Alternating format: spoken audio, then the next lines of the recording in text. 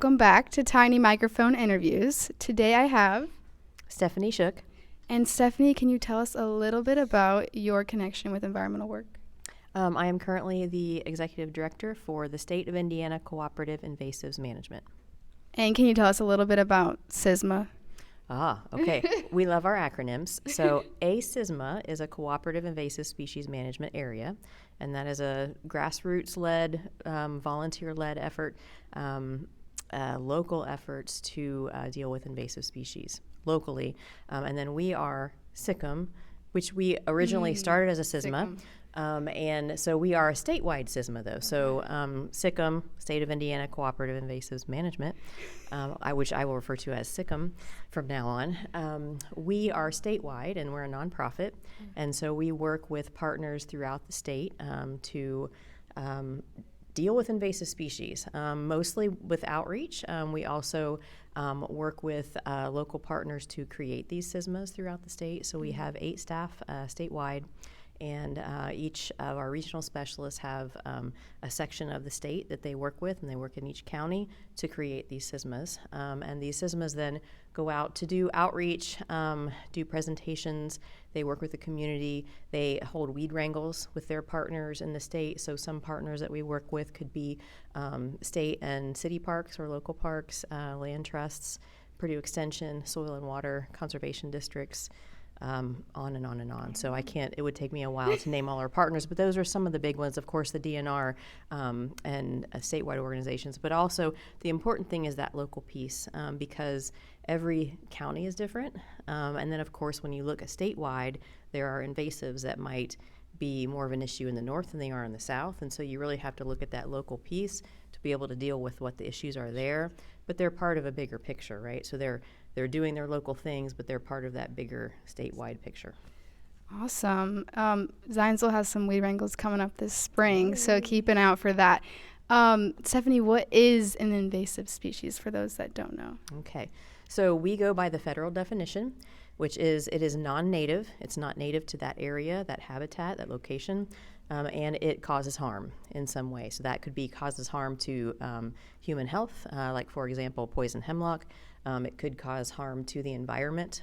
So as an ecologist and a just general nature nerd, that's where my heart is. So so I worry about our natural environments. So, for example, bush honeysuckle. So a lot of what they do is, since they're not native to that area, they have no natural predators, nothing that really eats them, and so they can just kind of go crazy. So they move in, they push everything out, they lower the biodiversity, which is really important for a lot of natural habitat. So, for example, wetlands, they're highly diverse ecosystems.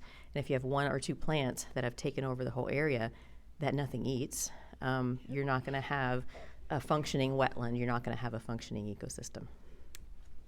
That was a really good definition. I do that often. That's your job, right? Yeah, I say that a lot. What led you to this work, I guess? Like, what led you to invasive species management? Well, honestly, animals. My love for animals. So as a kid, I went through all the phases. So I wanted to be a vet.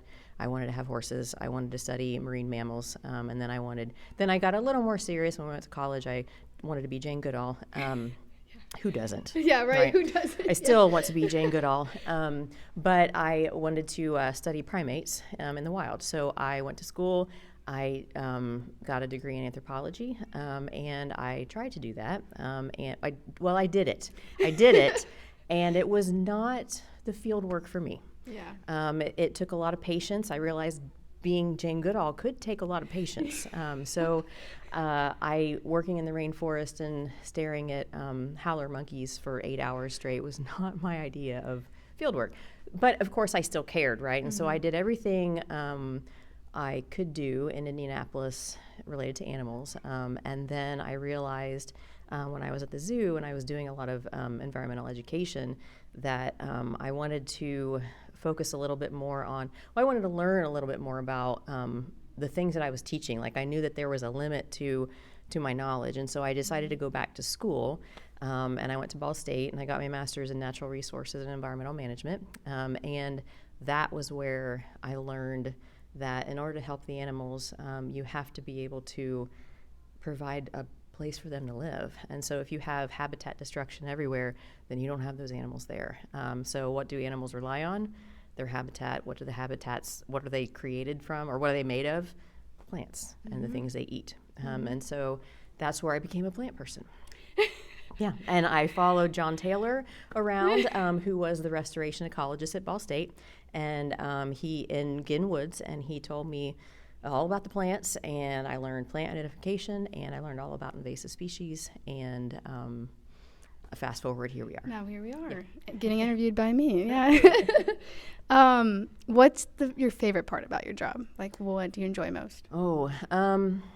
Outreach, education. Yeah, that's always, I mean, everything that I've done, regardless of what it is, there's always been an education component, or there should be. There has to be. I mean, I could be in my own little bubble and doing my own little thing forever, and if nobody knows about it and then I disappear, then what is somebody going to continue that, and why is that important? And so I always thought that it was very important to educate about what we are doing in conservation and why it's important. And I just like teaching people. I like seeing that light bulb go on, and I like answering questions and making people think. Yeah. And then I learn with that too, right? Because they ask questions, and if I don't know the answer, well, I have to go find it out. Yeah, and fun fact, Stephanie used to teach me and was actually a huge influence on how I got my job here and where I am now. So she's a great educator. Okay, a couple more questions. I asked you about your favorite part about your job. What is the least thing? What do you not like about your job? I think what probably a lot of people, well, especially nature-y kind of minded people, admin, paperwork. Nobody wants to do that. Well, somebody does, but not me. I'd much rather be out in the forest or educating, doing all that stuff. But it's a necessary evil, so it's got to be done. We just want to walk outside. Okay, a couple fun questions, I guess. What's your favorite native plant and why? If you had to choose one. Spring wildflowers are coming. Oh my gosh, that's like asking me what my favorite insect is. There's no way. Well, okay, so I do saying spring ephemerals. We'll just go by season. My favorite, do I know? Spring beauties. So I love spring beauties because they are one of the first things that come out. They are adorable and dainty, and they can vary in color, and they have pink pollen.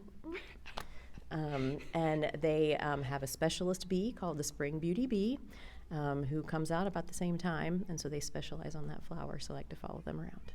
Awesome.